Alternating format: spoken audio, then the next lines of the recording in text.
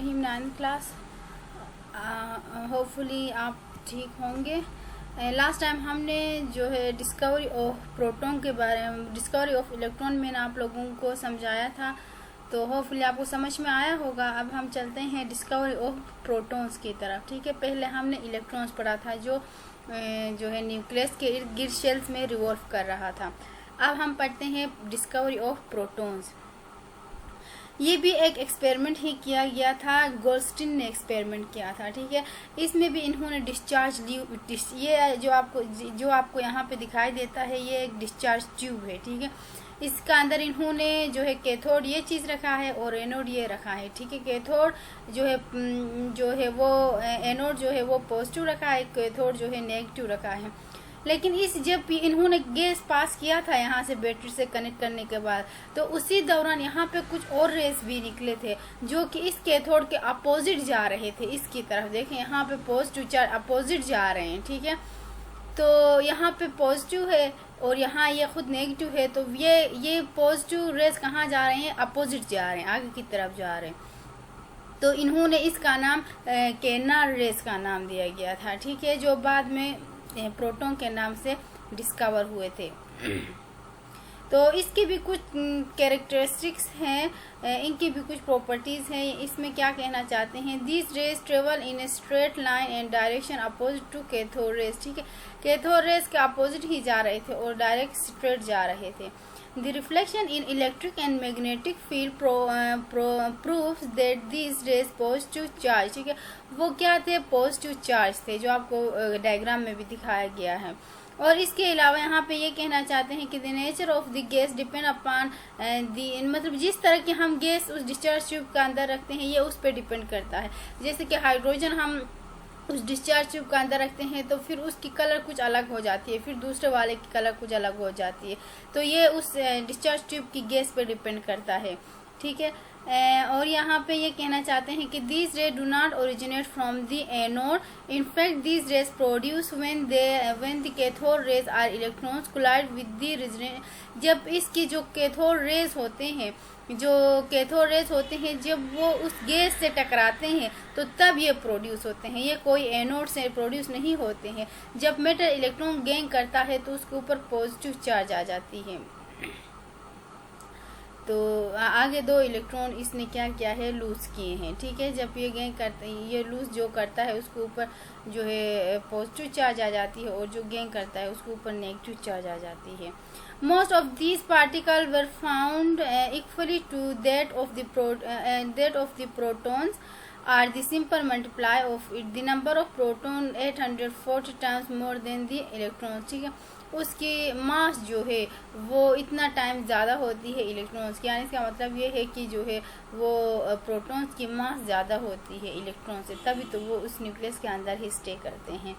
ठीक है, वही बात कहना चाहते हैं कि वो चार्ज जो है उनकी पॉजिटिव चार्ज होती है और इसके अलावा वो डिस्चार्ज ट्यूब के अंदर प्रोड्यूस होता है।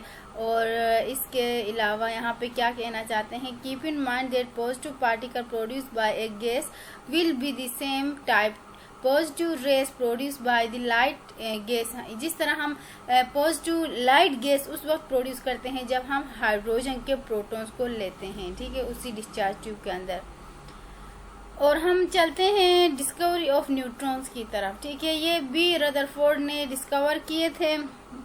इसने क्या किया था देखते हैं। क्या कहना चाहते हैं? He predict in 1920 that some neutral particle having mass equal to that of the proton mass be present in the atom. ठीक है, जो न्यूक्लियस के अंदर है वो प्रोटॉन्स और न्यूट्रॉन्स पाए जाते हैं। ठीक है, वो इसलिए पाए जाते हैं कि उन दोनों की मास इक्वल होती है। ठीक है, तभी तो वो उसी न्यूक्लियस के अंदर पाए जाते हैं। जबकि इलेक्ट्रॉन की लाइट होती है तो वो इलेक्ट्रॉन शेल में ही क्या होते हैं? रिवॉल्व कर रहे होते हैं।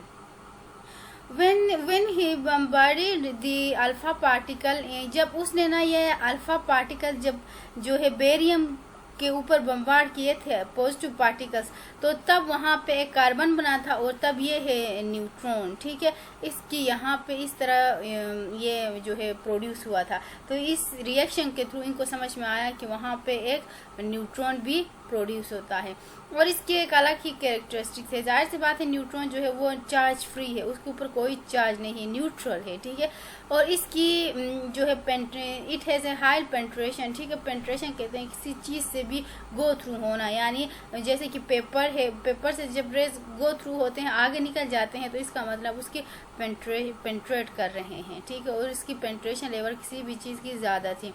मास of the particle was nearly equal to the mass of protons, दोनों की मास हमेशा इक्वल होती है। और इसके अलावा Rutherford atomic model, Rutherford atomic model क्या चीज़ है? रदरफोर्ड ने वो साइंटिस्ट था जिसने एक एक्सपेरिमेंट किया था जहाँ पे उसने क्या किया था, जो है हीलियम के पार्टिकल्स यहाँ पे बताए गए हैं, यानी इन्होंने रेडियो एक्टिव एलिमेंट्स का यूज़ किए थे, जैसे कि रेडियम है, पोलोनियम है, ये जो है नियोन है, ये ना रेज छोड़ते हैं, ठीक है। ये पॉजिटिव पार्टिकल्स यानी इस तरह के ये He2+ यानी ये हीलियम न्यूक्लियाई कहते हैं, ये पॉजिटिव पार्टिकल्स होते हैं, ये नोबल गैसेस से इमिट होते हैं। तो इनका काम बहुत ज़्यादा पेंट्रेशन लेवल है, तो इन्होंने इसी रेस को लेके यहाँ पे जो है जिंक का एक कोट लिया है यहाँ पे। He found that the effect of alpha particle on a photographic plate or the screen coated with zinc sulphide shown in the figure, ठीक है। ये प्रूफ्स यानी ना यहाँ पे इसके जिंक का एक क्लोट लेके ना जिंक का एक जो है कोट करके अल्फा पार्टिकल्स को इसने आगे से देखे, यहाँ से अल्फा पार्टिकल है, पॉजिटिव पार्टिकल है, आगे की तरफ बम्बार्ड किया है, ठीक है। अब इन्होंने क्या किया, यहाँ से जब पार्टिकल्स इन्होंने बम्बार्ड किया तो आगे देख रहे हैं कि कुछ पार्टिकल आगे सीधे सीधे निकल रहे होते हैं, लेकिन कुछ पार्टिकल देखें यहाँ से आके नीचे की तरफ आ जाता है और एक यहाँ से आके ऊपर की तरफ जाता है, सीधा नहीं जाता है, ठीक है।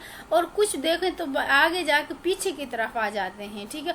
बहुत देखिए एक पार्टिकल आगे जा रहा है, ये एक पार्टिकल आगे जा रहा है, ये एक पार्टिकल आगे जा रहा है, ठीक है। ये रेज कुछ रेज आगे जा रहे हैं। तो इस मॉडल से उन्होंने ये जो है कंक्लूजन किया कि जो है यहाँ पे कंक्लूजन 1 बाय 1 में आप लोगों को समझाऊंगी मैं पढ़ के। उसमें कंक्लूड क्या किया, since most of the particle pass through the foil unreflected and therefore most of the volume occupied by the atom is empty। जहाँ से वो रेज आगे गुजर चुके थे उन्होंने ये कहा कि वो जगह खाली था, तभी तो वो आगे गुजर चुके हैं, ठीक है। और इसके अलावा the deflection of positive particle proof that जब वो पीछे की तरफ आए थे या ऊपर की तरफ गए थे या नीचे की तरफ गए थे तो इन रेज ने ये प्रूफ किया कि उसके अंदर कोई हार्ड सी चीज़ है जिससे वो टकरा के पीछे की तरफ आए हैं, ठीक है। पॉजिटिव हार्ड पार्टिकल कहा था उसे। दी कंप्लीट बाउंसिंग ऑफ, और जो कंप्लीट हुए थे उन्होंने कहा कि कोई डेंस और हार्ड चीज़ है जो पीछे की तरफ बाउंस हुए हैं, ठीक है। और इसके अलावा यहाँ पे ये कहना चाहते हैं कि कुछ पार्टिकल जो है since a few were deflected it shows that this size of the nucleus very small as compared to the total volume of the atom।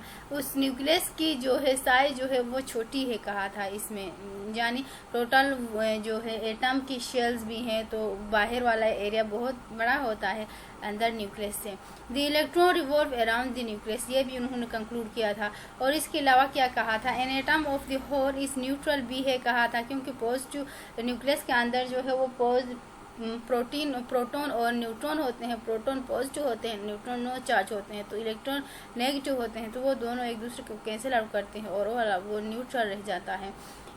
फिर क्या कहना चाहते हैं, except electron all of the funda, यानी electron के अलावा जो है वो न्यूक्लियस के अंदर जो है fundamental particle is lie in the nucleus is known as nucleons, यानी प्रोटॉन और न्यूट्रॉन को उन्होंने न्यूक्लियॉन्स का नाम दिया, न्यूक्लियस के अंदर पाए जाते हैं। और इसके अलावा डिफेक्ट्स उसके, अब उसकी जो एक्सपेरिमेंट किया था वो सारा ठीक भी नहीं था, उसके अंदर कुछ डिफेक्ट्स आए थे, कुछ चीज़ें थे जो वो एक्सप्लेन नहीं कर सका। तो उस डिफेक्ट्स में क्या कौन कौन से डिफेक्ट्स थे, according to classical theory of radiation electron being the charge particle should, उन्होंने ये कहा कि इलेक्ट्रॉन एक चार्ज पार्टिकल है जो रिवॉल्व कर रहा है, पॉजिटिव चार्ज है, ठीक है। तो वो जब भी वो रिवॉल्व करता है तो वो तो रेज एमिट करेगा, वो तो अपना चार्ज खो देगा। तो लास्ट में वो छोटा सा बन के वो न्यूक्लियस के अंदर क्यों नहीं गिरता है, ये उसका जो है इसको एक्सप्लेन नहीं कर सका था ऊपर वाला रदरफोर्ड। और दूसरा क्या किस चीज़ में कमी रह गई थी, if the electron emit energy continuously they should form A continue, अगर वो एनर्जी एमिट कर रहा होता है तो वो कंटिन्यूस स्पेक्ट्रम बनाएगा, लेकिन वो आगे जाकर लाइन स्पेक्ट्रम बनाते थे। स्पेक्ट्रम कहते हैं यानी रेस का एक लाइन बन जाता है कंटिन्यूस में, उसके दरमियान गैप नहीं होता है, जबकि लाइन स्पेक्ट्रम में वो गैप्स आ जाते हैं, ठीक है। और ये कुछ दो चीज़ें थे जो रदरफोर्ड एक्सपेरिमेंट जो है मॉडल एक्सप्लेन ना कर सका था, लेकिन इसके बाद ये कुछ हद तक ये भी वैलिड रहा था, इसका काम भी चल रहा था। लेकिन साइंटिस्ट के पास कुछ इस तरह के क्वेश्चन थे जो यहाँ बताए गए हैं, ये वो क्वेश्चन थे जो जिसकी वजह से उन्होंने मज़ीद गौर करना स्टार्ट किया कि आखिर एटम है क्या, ठीक है। उसमें क्या क्या क्वेश्चन थे, how can an atom collapse और वाई एन एटम स्टेबल, ठीक है। एटम कोलैप्स क्यों नहीं होता और वो आखिर स्टेबल क्यों है, वो लाइन स्पेक्ट्रम क्यों दे देते हैं, ये जो चीज़ें थे जो साइंटिस्ट जो है उनको बहुत इस पे गौर करने की ज़रूरत थी, ठीक है। और इसके अलावा हम आ जाते हैं जो है बोहर्स एटॉमिक मॉडल की तरफ, ठीक है। बोहर्स एटॉमिक मॉडल असल में बोहर्स एटॉमिक मॉडल ये है, ठीक है। इन्होंने शेल्स को खोल के बताया गया था, ठीक है। पहले शेल को के शेल कहा था, फिर एल शेल कहा था, फिर एम शेल कहा था और इसके अंदर न्यूक्लियस कहा था, ठीक है। जब ये यहाँ से ना ये होती है हायर एनर्जी और ये होती है लोअर, जब मैं आपको रीड करके समझाऊंगी, ठीक है। जो है जब ये इस एनर्जी से बाहर की तरफ चला जाता है तो जो है वो रिलीज करता है एनर्जी को, ठीक है। यहाँ पे एनर्जी को फोटोन्स की फॉर्म में क्वांटाइज कहते हैं, ठीक है, वो रिलीज करता है। और जब बाहर से आ जाता है तो वो एब्जॉर्व कर लेता है, ठीक है। तो ये आते हुए क्या करता है, ऑब्जर्व करता है, जाते हुए वो रिलीज करता है। यहाँ पे मैं समझाऊंगी जो The hydrogen consists of a tiny nucleus and electron are revolving in one circular orbit or का रेडियस, ये यहाँ से यहाँ तक रेडियस का नाम दिया। आउटरमोस्ट शेल से जो न्यूक्लियस के दरमियान फ़र्क है ये देखो ये इनका रेडियस है, ये पूरा इसका रेडियस है, ठीक है। तो उसको रेडियस का नाम दिया। Each orbital has a fix energy that's quantize, यानी इस लेवल का एनर्जी अपना ही एक फिक्स होगा, इसका एनर्जी अपना एक फिक्स होगा, इसका एनर्जी अपना एक फिक्स होगा, ठीक है। ये हायर एनर्जीज कहलाते हैं और बाहर वाले लो एनर्जीज कहलाते हैं। As long as electron remains in a particular orbit it does not जब तक वो इलेक्ट्रॉन इस एक ही में है, जैसे कि इसमें इलेक्ट्रॉन है, ये न गेन करेगा न वो लूज करेगा रेडिएशन उस वक्त लूज और गेन करता है जब ये बाहर चला जाता है और अंदर चला आता है, ठीक है, उस वक्त तक। When an electron jump from a lower orbit to the higher orbit it absorbs energy, ठीक है। वो क्या करता है, लोअर ऑर्बिट से हायर ऑर्बिट की तरफ वो जंप करता है तो वो एनर्जी को एब्जॉर्ब कर देता है। देखिए ये लोअर से हायर की तरफ एनर्जी वो एब्जॉर्ब कर लेता है, जबकि हायर से लोअर की तरफ जाते हुए वो रिलीज कर देता है। जो न्यूक्लियस के करीब होते हैं ना वो उसकी एनर्जी ज़्यादा होती है, ठीक है। और इसको जो है इनके डिफरेंस निकालने के लिए E2 माइनस E1 करते हैं तो फिर वो HV यानी ये फोटोन्स के फॉर्म में होते हैं। Electron are revolving in orbit of a fix angular momentum MV R given as, यानी एक एंगुलर मोमेंटम यानी इस इलेक्ट्रॉन्स की जो है शेल्स के बारे में बताया गया है। ये आप लोगों ने ना याद करना है 4 पॉइंट से, ठीक है, ये 4 पॉइंट्स आप लोगों ने याद करना है। और इसके अलावा इन दोनों में डिफरेंस बताया गया है। क्या बताते हैं, it was based on the classical theory revolve around the nucleus, no idea about orbit was introduced, atom should produce continuous spectrum, और ये कोलेप्स की, जबकि इसका अपोजिट यही थे। ये आप लोगों ने ये भी याद करने हैं। और इसके अलावा इलेक्ट्रॉनिक कॉन्फ़िगरेशन ये होता है कि एटम्स जो भी एटॉमिक नंबर होता है, ठीक है, उसके हिसाब से जो K shell, M shell, L shell जो है शेल्स होते हैं, उसमें इलेक्ट्रॉन्स को पुट करना एटॉमिक, ये जो है इलेक्ट्रॉनिक कॉन्फ़िगरेशन कहलाती है, ठीक है। पहले में 2 पुट करते हैं, दूसरे में 8 पुट करते हैं, तीसरे में 18 पुट करते हैं। ये उनकी एक स्पेसिफिक नंबरिंग होती है। 2n² के एक फार्मूला है, उसके मुताबिक जो भी इलेक्ट्रॉन्स अपने शेल्स में पुट करना इलेक्ट्रॉनिक कॉन्फ़िगरेशन कहलाती है, ठीक है। उसको जैसे कि के शेल में कितने आ जाएंगे, एम शेल में कितना आएंगे, ये एटॉमिक नंबर के बेस पे किया करते हैं, ठीक है। और इसके अलावा यहाँ बहुत सारे एग्जांपल्स करके दिखाया गया है। जैसे देखें, जैसे कि के शेल में 2, एल शेल में 8 और एम शेल में जो है 18, ठीक है। लेकिन जैसे 2 है यहाँ पे और बाहर 8 है, और जितने बचते हैं, जैसे कि 1 बच चुका है, यहाँ पे 1 बचा है, तभी तो उन्होंने 1 किए हैं। अगर 9 बचते यानी 18 बचते तो 18 पूरे पुट कर लेते, लेकिन 19 नहीं पुट करते, बल्कि 18 तक पुट कर सकते थे, 18 से कम पुट कर सकते हैं, लेकिन ज़्यादा यहाँ पे पुट नहीं कर सकते हैं, ठीक है। यह सोडियम के लिए करके दिखाया है, जिसका एटॉमिक नंबर 11 है। और इसके अलावा यहाँ पे क्लोरीन का करके दिखाया है, क्लोरीन का, जिसका एटॉमिक नंबर 17 है। पहले में 2 होते हैं, दूसरे में 8 होते हैं, तीसरे में जो है वो तीसरे में भी 8 होते हैं, ठीक है। ये इस तरह करते हैं, 1s2, पहले में 2, दूसरे में भी 2, तीसरे में भी 16, इस तरह, ठीक है। ये वाइट बोर्ड होता तो मैं समझा लेती, लेकिन कोशिश करें आप खुद भी पढ़ने की। अगर जो आपको समझ में नहीं आता है वो मैं जब स्कूल ओपन होगा तब मैं फिर से खुद समझाऊंगी, ठीक है। ये इस तरह करते हैं, देखें यहाँ करके दिखाया है पूरा।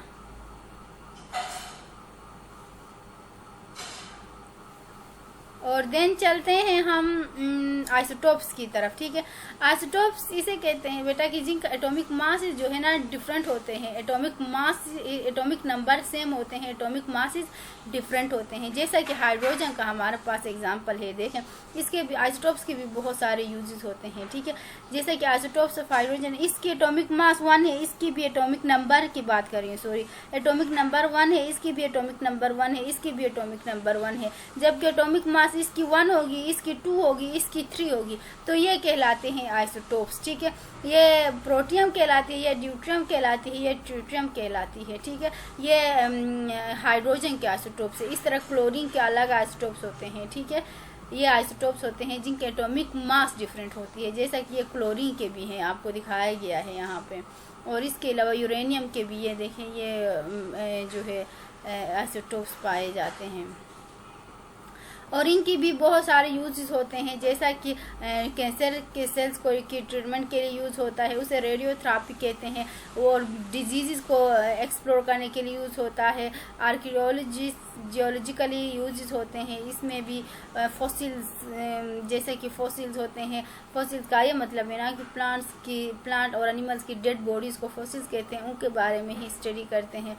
और इसके अलावा जो है यहाँ पे एक चीज़ बताए गए हैं, an important method of ageing determination of all carbon containing object fossils by measuring the radio of the carbon 14 in them is called radio carbon dating और simple carbon dating भी कहते हैं कि कार्बन के थ्रू उसको जो है वो फॉसिल्स के अंदर उसकी एज मालूम करना कार्बन डेटिंग कहलाती है। और इसके अलावा जो है बोन, और इसके अलावा स्ट्रक्चर को केमिकल रिएक्शन और स्ट्रक्चर डिटर्मिनेशन के लिए भी यूज़ होते हैं। और इसके अलावा एप्लीकेशन इन पावर जनरेशन, यानी पावर जनरेशन का यही मतलब है कि न्यूक्लियर फ्यूजन के रिएक्शन में होते हैं। इसके जो है प्रोडक्ट में हमारे पास न्यूट्रॉन बन के आ जाती है और एनर्जी बन के आ जाती है। ये यूरेनियम का यूज़ होता है इसमें, ठीक है। हमें ज़्यादा एनर्जी मिलती है, इस वजह से एनर्जी अगर किसी को ज़्यादा मकदार में चाहिए तो वो इस आई स्ट्रोप्स के थ्रू वो एनर्जी गेन कर सकता है। तो आई थिंक इसी के साथ साथ हमारा चैप्टर एंड होता है। सो मिलते हैं अगली वीडियो के साथ। Till then I must say अल्लाह हाफिज़।